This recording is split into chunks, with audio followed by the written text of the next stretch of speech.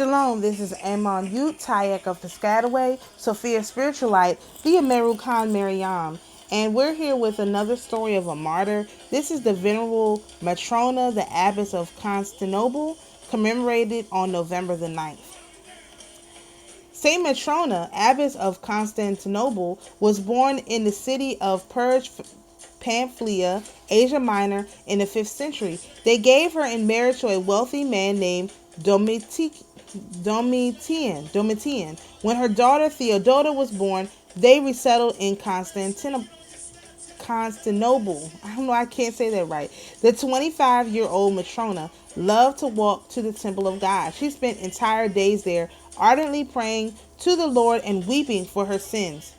At the church, the saint met two pious eldresses, Eugenia and Susanna, who from their youth lived there in asceticism, work, and prayer. Matrona began to imitate the God-pleasing life of an ascetic, humbling her flesh by abstinence and fasting, for which she had to endure criticism by her husband.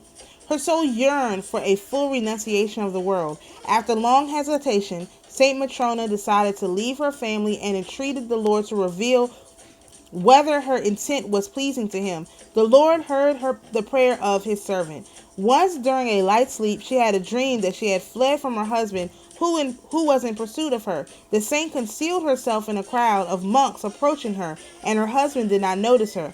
Matrona accepted this dream as a divine directive to enter a men's monastery where her husband would not think to look for her.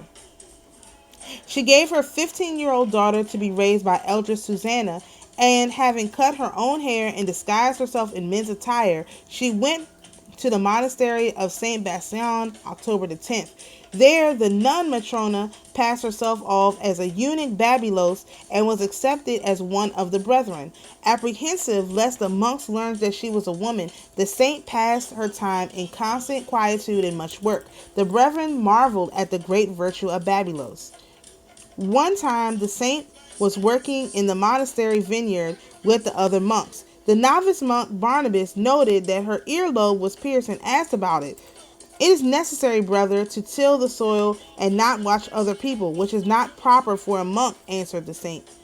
After a certain while, it was revealed in a dream to Saint Bastian, the igumen of the monastery, that the eunuch Babylos was a woman. It was also revealed to Acacius, igumen of the nearby Abraham monastery. Saint Bassan summoned Saint Matrona and asked in a threatening voice why she had entered the monastery, to corrupt the monks or to shame the monastery.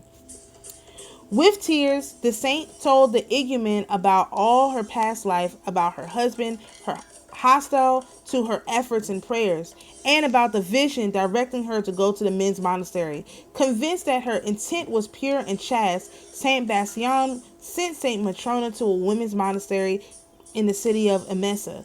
In this monastery, the saint dwelt for many years, inspiring the sisters by her high monastic achievement. When the abbess died, by unanimous wish of the nuns, the nun Matrona became head of the convent. The fame of her virtuous activities and miraculous gift of healing, which she acquired from the Lord, spread far beyond the walls of the monastery.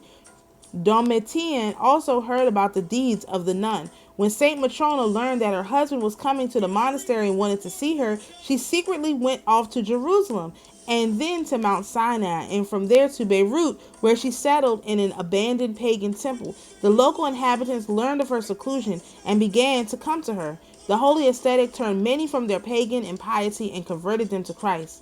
Women and girls began to settle by the dwelling of the nun, and soon a new monastery was formed. Having fulfilled the will of God revealed to her in a dream, the saint left Beirut and journeyed to Constantinople.